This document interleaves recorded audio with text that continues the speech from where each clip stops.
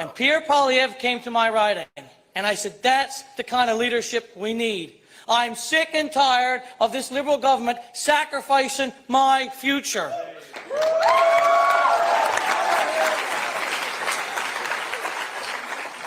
I was 24 years old, and I decided that I wanted to run. People said I was too young, or that I'd be better off waiting.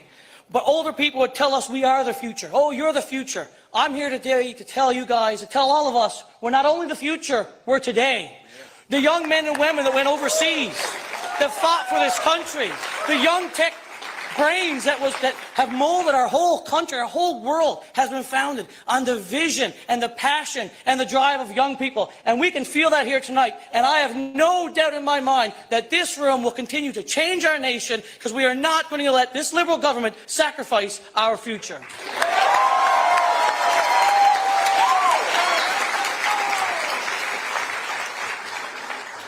That's a tough act to follow. It's great to see such a great crowd here today, everyone, and it's a pleasure to be able to share a few words with you. As you heard, I'm Eric Malillo from Kenora, way up in northwestern Ontario. Thank you. 27 years old, and proud to be part of our Conservative team fighting for the future for all Canadians. I know I've heard from too many of my friends, from people that are around my age, not just where I come from in Kenora, but right across the country, that they're struggling to afford food, struggling to afford rent, given up completely on the dream of home ownership, and now more and more we're hearing people struggling to find a job. It's absolutely ridiculous, but this is the reality after 10 years of Liberal government. And that's why our Conservative team, under the leadership of Pierre Poilievre, is fighting to restore Canada's promise, that promise that you can work hard, play by the rules, get a good education or job training, and have a good life, have a good job, a house that you can afford in a safe neighborhood. It's a very simple promise, and that's the promise that we're fighting to restore. So that's why I'm so proud to see such a great contingent of MPs here today, a great crowd here for this incredible event. And I'm looking forward to hearing what the leader has to say about our plan to ensure that young Canadians can have an affordable place to call home, a good paying job, and hope and optimism for a better future. I'm looking forward to it. Thank you very much for being here today.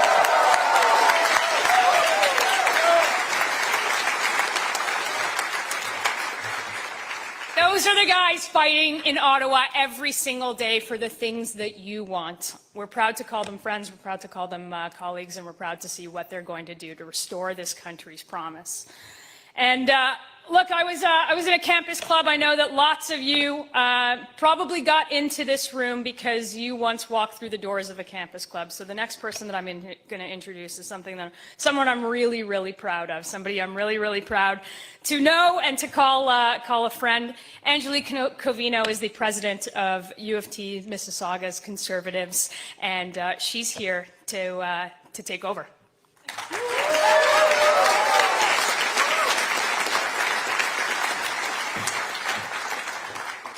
Hello, everyone.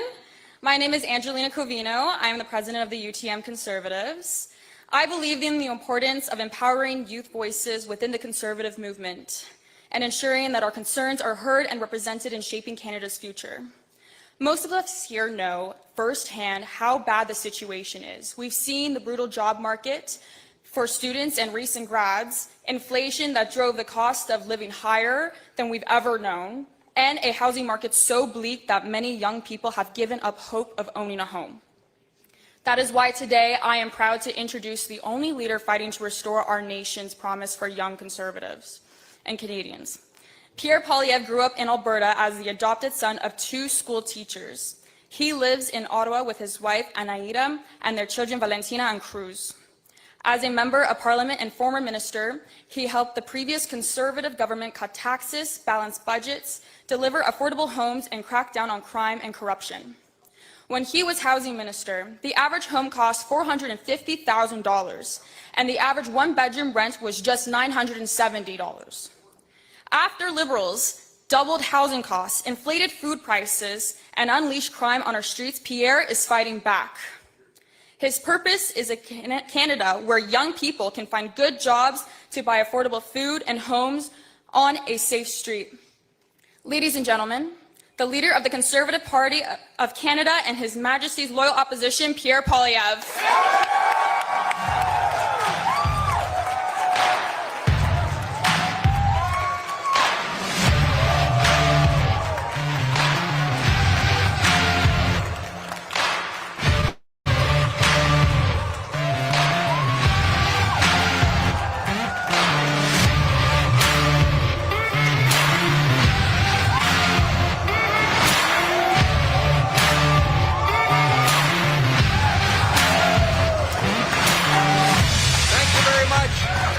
Merci beaucoup. Wow, I'm definitely the oldest guy in the room. You know, we were having some debate about the age cutoff for the Conservative Youth Caucus. And I said to Melissa Lansman, our deputy leader, who's very good at setting the rules, I said, I'm 46. Can I sneak in to the Youth Caucus? She said, no, it's definitely not 36, maybe 35. I said, well, 35 with inflation is 46. She wasn't buying it. But I want to thank Angelina for that wonderful introduction and for leading our campus Conservative Club, the biggest political club at the Mississauga campus of the University of Toronto. Give her a big round of applause.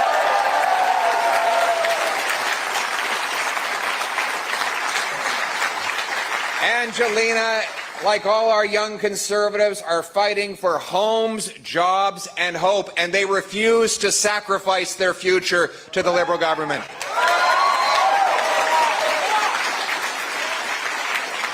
Angelina et nos jeunes conservateurs se battent pour des emplois, des maisons et de l'espoir. Ils refusent de sacrifier leur avenir au gouvernement coûteux de Mark Carney.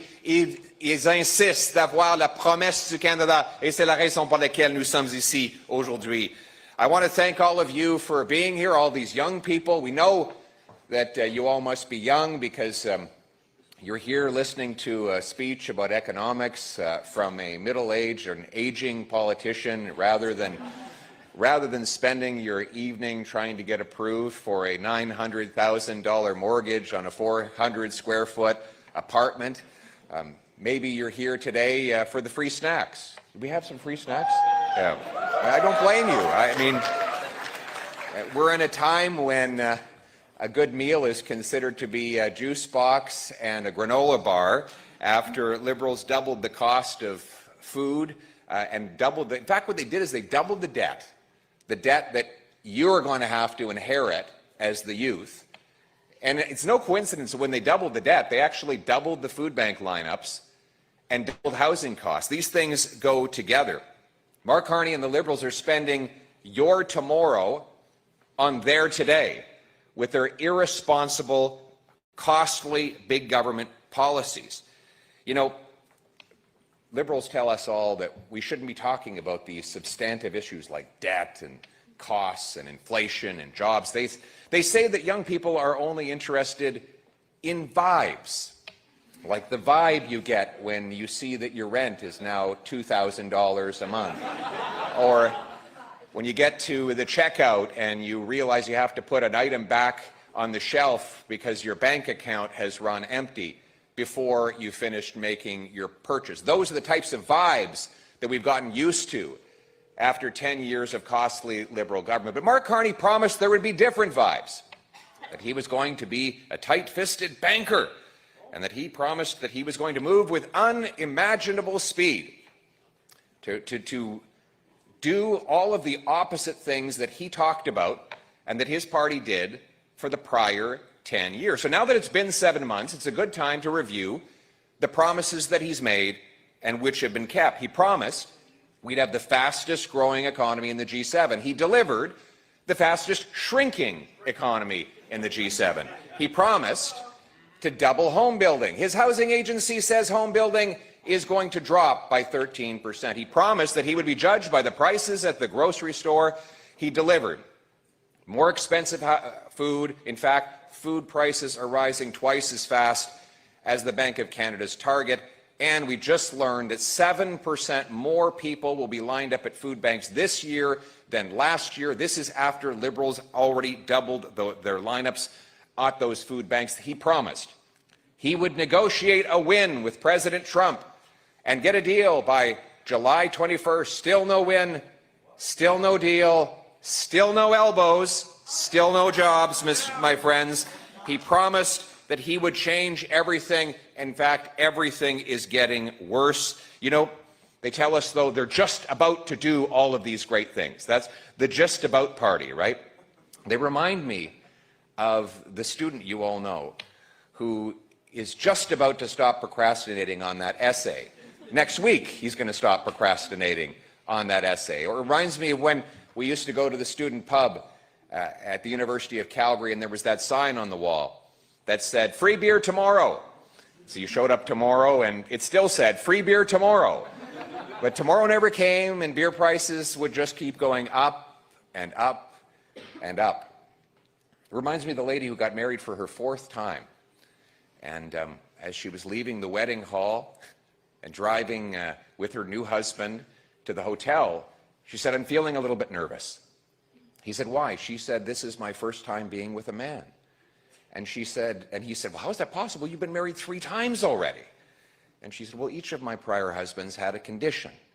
My first husband had a heart condition. And so when we got back to the hotel room, he got so excited that sadly he died of a heart attack.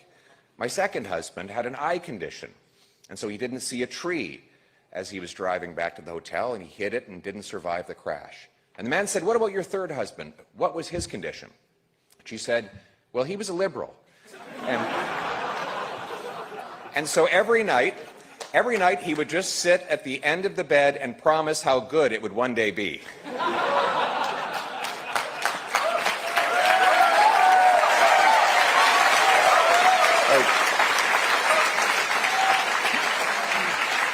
You all heard Mark Carney gave this big hyped up speech. It was an address to the nation. He pulled these poor young people into a lecture hall, and boy, did he ever give them a sleepy lecture. It was very, very slow and very, very boring. It was almost like a gigantic tranquilizer. But you know, there was something different about this particular speech, and he's been making all these grand promises, but that was not the case in this speech. Gone were the grand promises, replaced with grim warnings. He said that things are going to get worse and that change will take a very long time, after he had promised to move at unimaginable speeds. And then he let the truth out of the bag. He said young people are going to have to make more sacrifices. More sacrifices. Now, no more Mr. Carney, the young people in this room and across this country have already sacrificed enough. They have worked hard, they've done everything right, and they deserve a bright future of homes, jobs, and hope.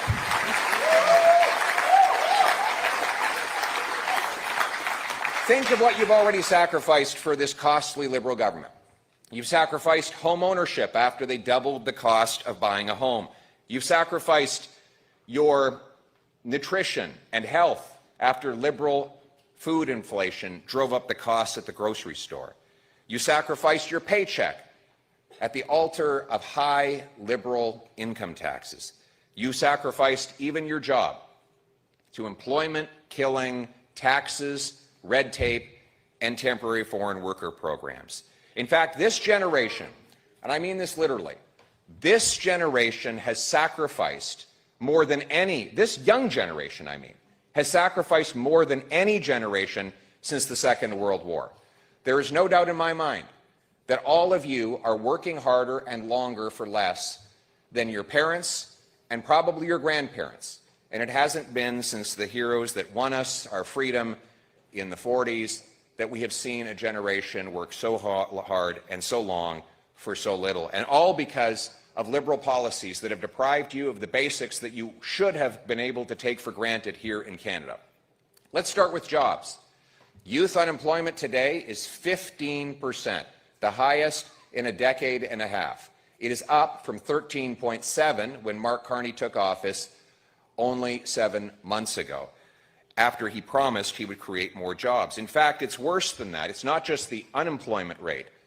It's the 3-decade record in the lows for the employment rate. Only 53% of youth who are between the ages of 15 and 24 are working. 53% is the lowest level since 1998. And most of you in this room weren't even born in 1998. That's how bad it is. And many of you are asking, as you drive around town, dropping off your resumes, you ask, what did I do wrong? Why can't I find a place to work? Hundreds and hundreds of resumes, no phone calls returned. The answer is You did absolutely nothing wrong. You did everything right. Your phone should be ringing off the hook with job offers because you are qualified and you have been preparing for this moment to contribute to our economy. And my message to you is that Conservatives will fight for your jobs, and better than that, we will put in place the policies that will allow you to have a job again.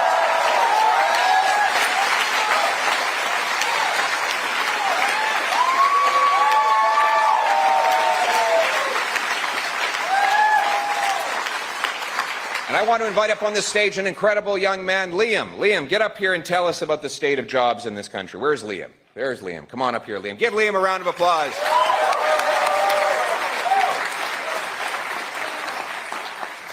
Thank you.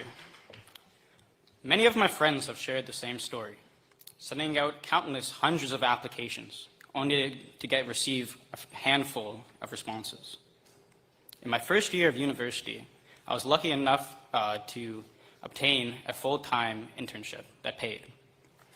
Since then, it's becoming increasingly difficult to find meaningful work. Just this last summer, even getting a part-time minimum wage job has become more and more competitive with more and more applicants. Although I was eventually able to receive an unpaid internship, I'm worried as a graduate this year that I will not be able to find long-term meaningful work. Thank you.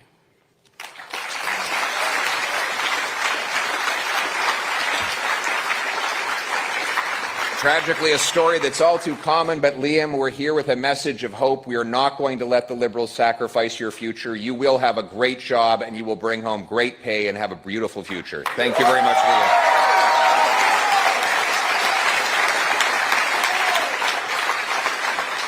Used to be, young people had no problem getting jobs. I remember there was a time not long ago when there was a shortage of workers. There were more jobs than people. A young person who showed up with a clean shirt, a decent resume, a nice smile, and a good attitude would walk away with a job in just a few days.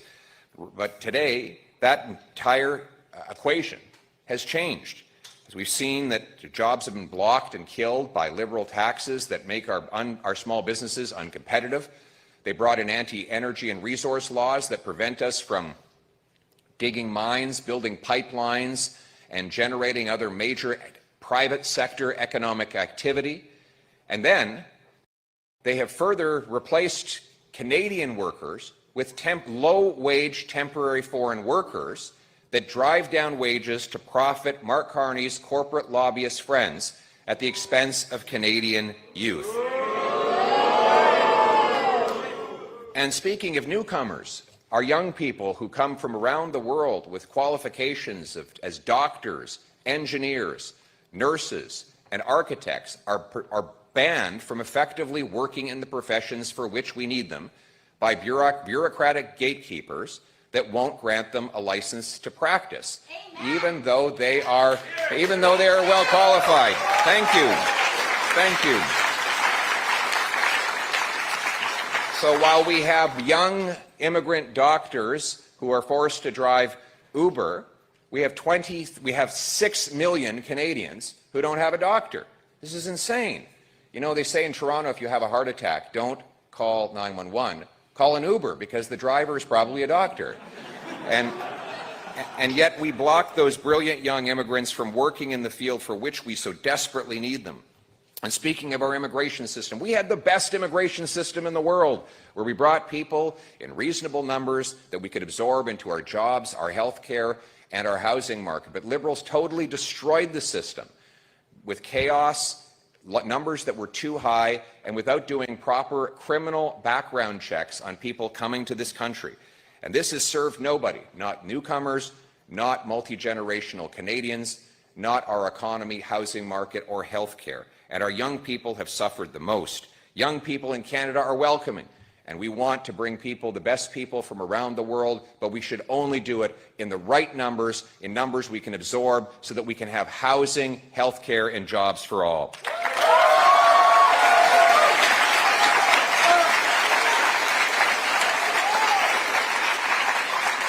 And speaking of housing, you are the first generation in Canadian history that cannot afford a home.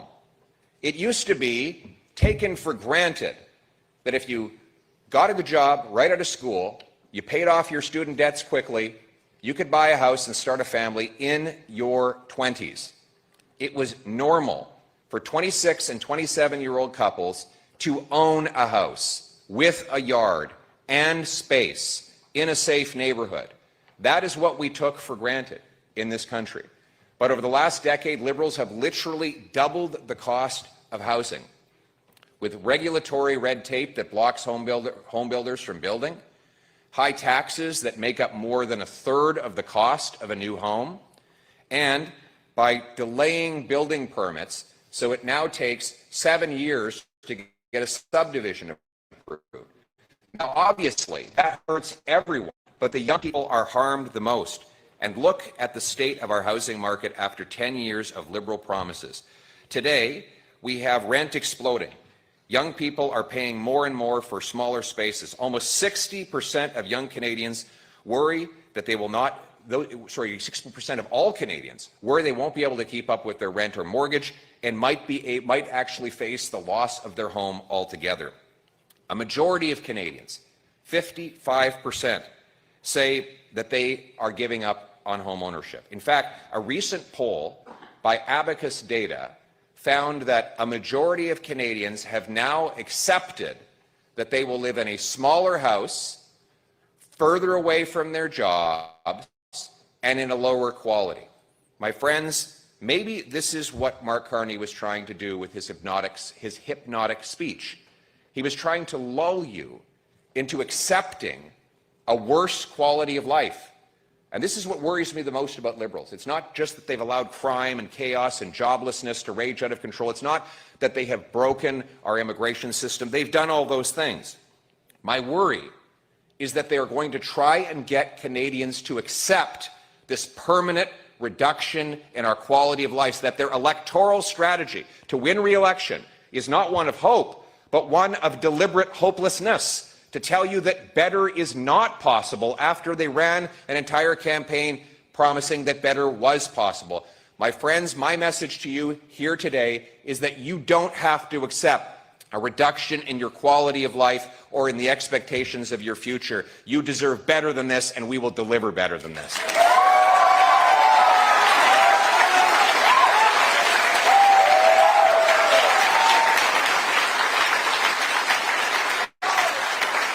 And I want to invite Doreen and Juliette up on the stage to tell us a little bit about the hopeful future that we have. Go ahead. Hi, I'm Doreen. Thank you, Pierre. I'm working and studying full-time, and I want to start to plan my future. However, for my friends and I, even with education and multiple jobs, saving up for a down payment feels impossible. My parents were able to buy a home in their 20s, but for my generation, rent alone takes up most of our income. We want to build stable futures here in Canada, but right now it feels like that stability is slipping away further and further.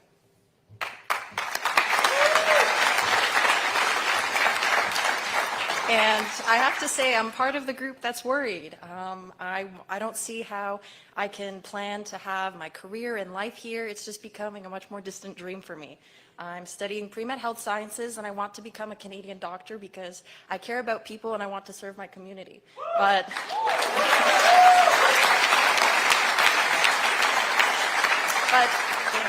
in order to do that, I need a country that's going to provide a foundation and support for young students like me to actually be able to find these jobs and positions that we were promised after years of studying.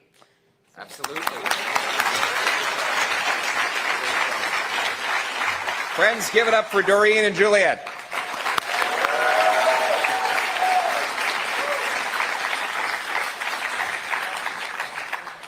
Know when Mark Carney comes before our youth and says that people like Doreen and Juliette should sacrifice more, I wonder what it is that they haven't already sacrificed. They sacrificed the chance to have a job and a home, to start a family. They've sacrificed their time and their energy to work extra hours. And again, they're told that this is not enough, that the government wants another pound of salt. The government wants to take even more and add new burdens. And I think of the country that I was promised as a young person, where if you worked hard, you got a great life. You could afford a home, and you could live in a nice neighborhood. And I think of people like Adam, who is struggling every day and every way. Adam, why don't you come up on the stage? Where's Adam? Adam's hiding over here. Come on, let's give Adam a round of applause.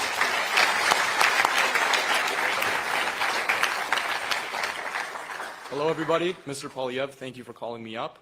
So something that my generation has been really concerned about is the increased cost of living. We've seen rampant inflation. We've seen the cost of everyday items such as gas and food going up. Some of my friends, they work multiple jobs, and they're still struggling to make ends meet. And so something that I'm personally concerned about is, where is Canada going to be in the next 5 to 10 years? Are things going to be affordable? Is it going to be a livable city? And yeah, once again, thank you for speaking with us. Thank you very much. Well done. How tall this guy is. What is he? What are you, 6'4"? I look up to that guy. Yeah, what a great guy. You stand tall for all our young people, and you will have a bright future, my friend.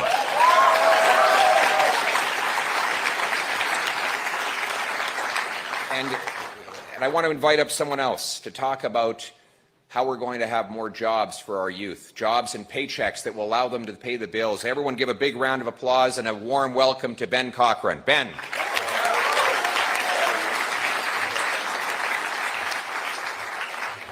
Hi, I'm Ben. Thank you, Pierre, for having me up. Many young Canadians are finding it hard to get jobs that match the skills they've gained at university. And despite working hard to build their work experience, many of my friends often find themselves in short-term roles or underemployed. University used to be the ticket to success, but the jobs just aren't out there anymore. We're hoping Pierre can help us get them back. Thank you very much, Ben. Merci beaucoup, Ben. Ben, mon message pour vous et à tous les jeunes Québécois et les jeunes Canadiens à travers le Canada. J'ai un message pour vous. Vous n'avez pas besoin de vivre comme ça. Vous n'avez pas besoin d'accepter ce standard que les libéraux ont imposé. Vous avez le droit d'avoir des logements, des emplois et un bel avenir. Vous avez travaillé fort, vous avez fait vos études et vous avez vous préparé. Moi, je vise à créer un Canada qui est abordable pour nos jeunes, qui permet aux jeunes d'avoir des maisons dans des communautés sécuritaires. Et c'est ça la vision pour laquelle les Canadiens ont travaillé pendant les générations. Aux jeunes Québécois qui considèrent la souveraineté, je vous dis, il y a une opportunité au Canada. Je comprends vos frustrations.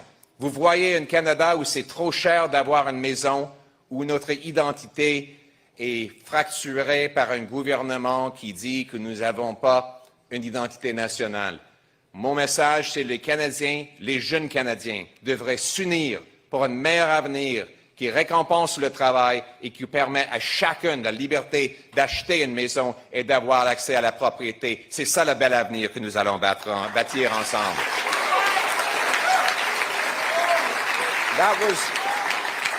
That was the promise of Canada. The promise of Canada was that it's better than the American dream. We've all heard of the American dream, but that's something you wake up from. A promise is something that is kept. It's like a deal. You do this, you get that.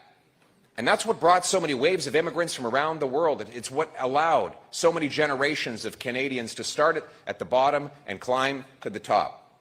And the promise was this. You work hard, you get an affordable house. You get meat and potatoes on the dinner table every single night.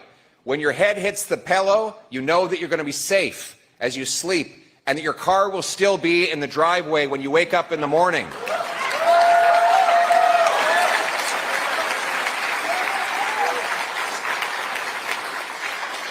And that we're all united under one common flag. But a promise, to restore a promise, you need a plan. And Conservatives have that plan for our youth, for homes, jobs, and hope. Now, it starts with stronger take-home pay. Stronger take-home pay is necessary for you to make your mortgage and rent payments, to pay off your debt, and to start a new family. Stronger take-home pay is 3 parts. First, you need a job. Second, you need to bring home what you earn. And third, the dollars you bring home need to preserve their buying power. So let's go through them one by one. Jobs.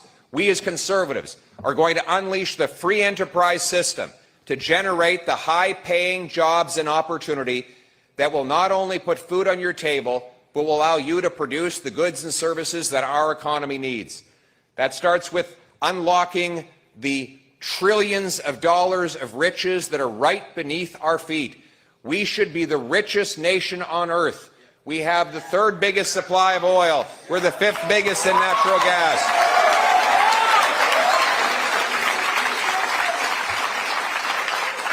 We have uranium, the biggest supply of uranium. We have the 5th biggest supply of lithium. We have the longest oceanic coastline. We have the shortest shipping distances from the Americas over to both Asia and Europe. The only thing standing in the way is the government that blocks our brilliant workers and businesses from bringing these riches to the surface and putting them in the pockets of hard-working Canadians. In fact, if you look at our molecules, our atoms, our rocks, our water, our land, our dirt, we should be the richest country on earth, and Conservatives are going to unlock those riches for our youth.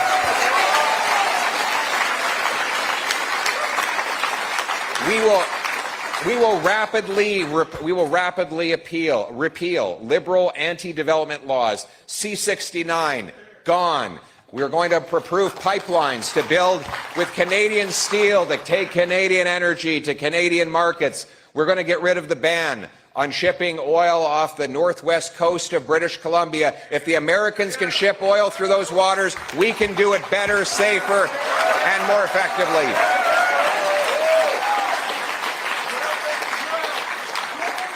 We will get rid of the industrial carbon tax so that we can produce our steel, aluminum, cement, concrete. Yes, we will axe the whole tax, for real, for everyone, for good, and forever. We will ensure that our energy comes to the surface by getting rid of the energy cap. We will give the fastest building permits of any country in the OECD. We will bring in place shovel-ready projects. There will be shovel-ready zones, pre-approved, to dig the mines, build the pipelines, expand the ports, build all of these things, and it will be blue-collar, 6-figure jobs, primarily for our young trades workers. And we will ensure that our young trades, they get their fair share of federal tax dollars for training and job placement. We want the boots and the suits so that we can get our people into the job.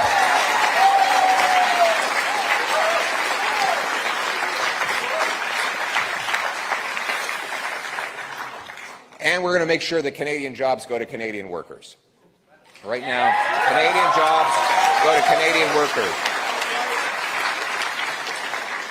Multinational corporations want to drive down wages and drive our kids out of jobs by exploiting low-wage temporary foreign workers from poor countries.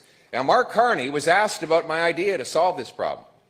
And he said, well, he's talked to a lot of corporate lobbyists, and they've confirmed that they need to bring in low-wage workers from abroad, even while we have more unemployed youth than at any time in a decade and a half.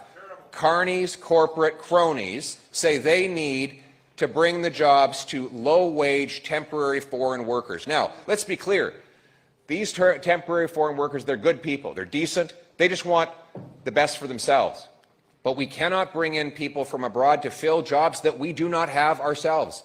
Our young people need those jobs. We will get rid of the temporary foreign worker program, and we will ensure that it is Canadians first for Canadian jobs.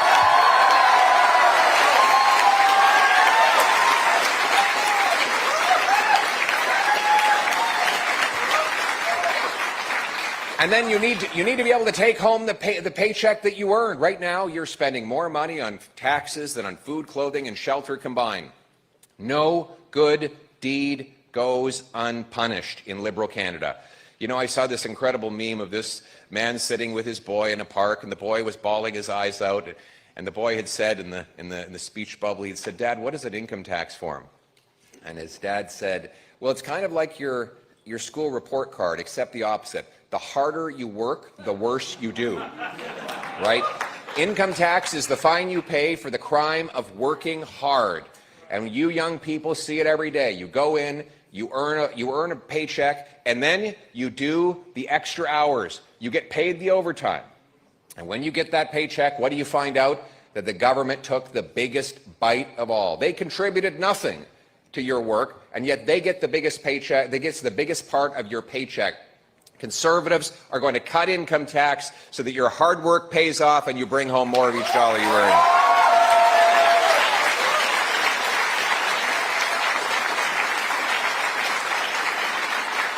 In fact, we will cut taxes on work, investment, home building, and energy to unlock more production and paychecks here in Canada and to strengthen our economy against any threats from abroad.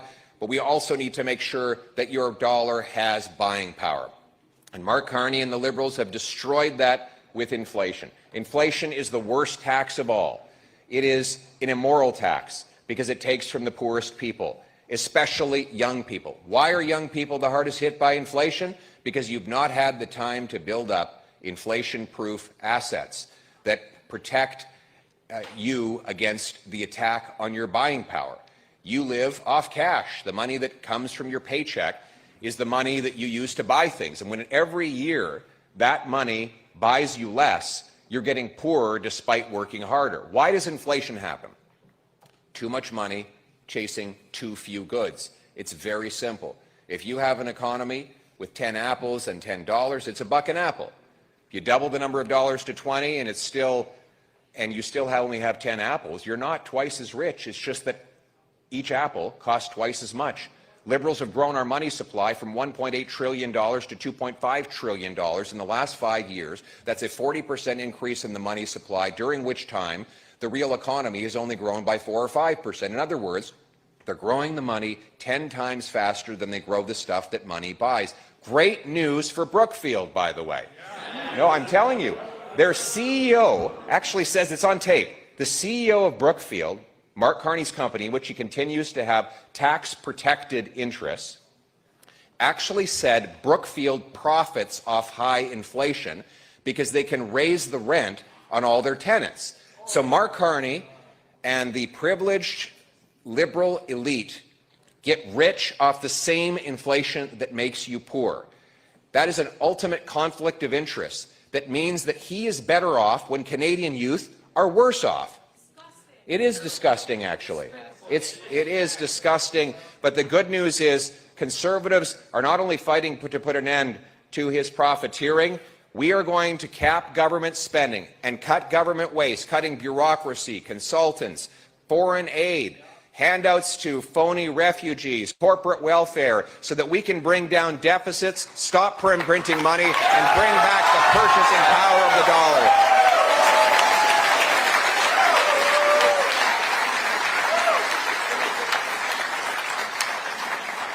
We want your paycheck to go further, and that means including buying a house. We are the only ones with a practical plan to buy a home, to ensure you can actually own a home. And yes, you do need to own a home throughout your life in order to build up equity, secure collateral, and a credit history to eventually borrow and start a business.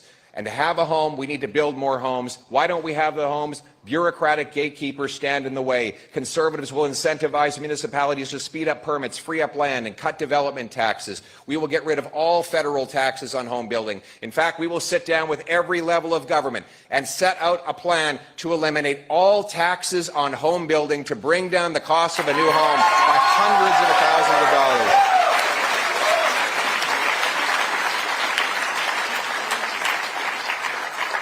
We will eliminate the capital gains tax on anyone who reinvests in Canada and hires our youth.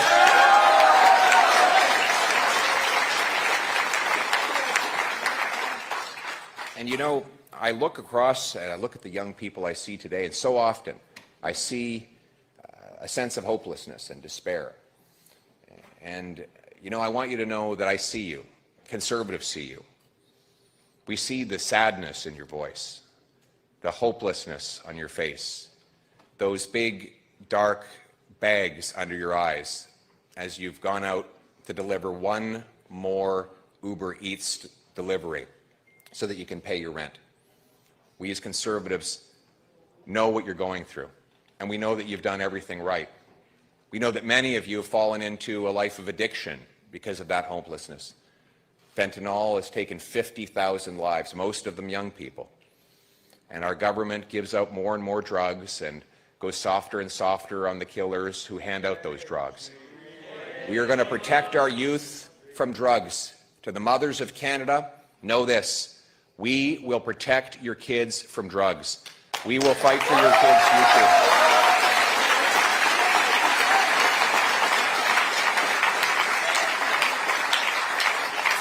I was at a treatment center just the other day in Windsor where they turned around lives, 71% success rate in getting these young men and women off drugs, and I went to meet with them. These are recent graduates or new clients at this drug treatment center. And oftentimes politicians show up at these places and say, I'm here to help. But you know something? They don't need my help. In fact, I came there to challenge them. I had a job for them. I looked at all of these young men and women who are fighting their addiction. Many of them are defeating their addiction. And I said, you have a job to do. You need to get better because Canada needs you. It needs you to go out on the street and reach down to the next person who's addicted. And you're going to drag them in here.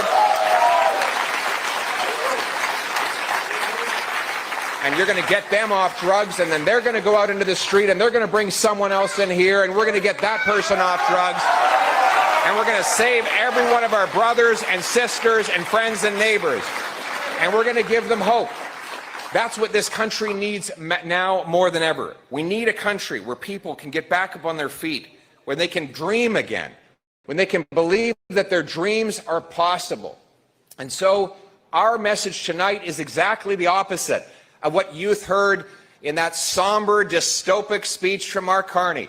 Our message is, you don't have to live like this. You deserve better. Canada's youth are the best and the brightest in the world, and they deserve a future to match that. We will build a country that once again rewards work, celebrates ambition, empowers our young people to take back control of their lives. We will ensure that young people can, again, own homes in their 20s, launch businesses, start families, be authors of their own stories. In other words, take back control of their lives. Powerful paychecks and stronger dollars are not just about mathematics and economics. They're about the freedom and opportunity to do the things that fulfill you and make you happy. We will be a nation not of bureaucrats and busybodies, of rulers and rule makers, of gatekeepers and grandees. Instead, we will be a nation of artists and adventurers, of entrepreneurs and explorers, a nation that celebrates warriors and workers, pioneers and patriots, a nation that gives a chance to every single person, no matter where they started off in life, to have a bright future, to have homes, jobs, and hope in the freest, the richest, and the best country on earth. Canada first, Canada forever. God bless our youth. Thank you.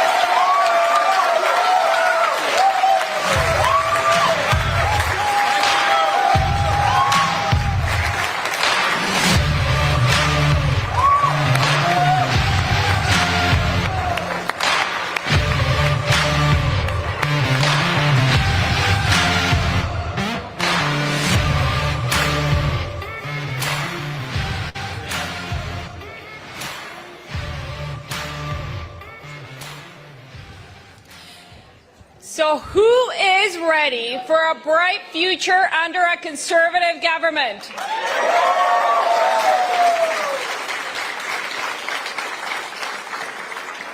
And who is ready to see this man become Prime Minister?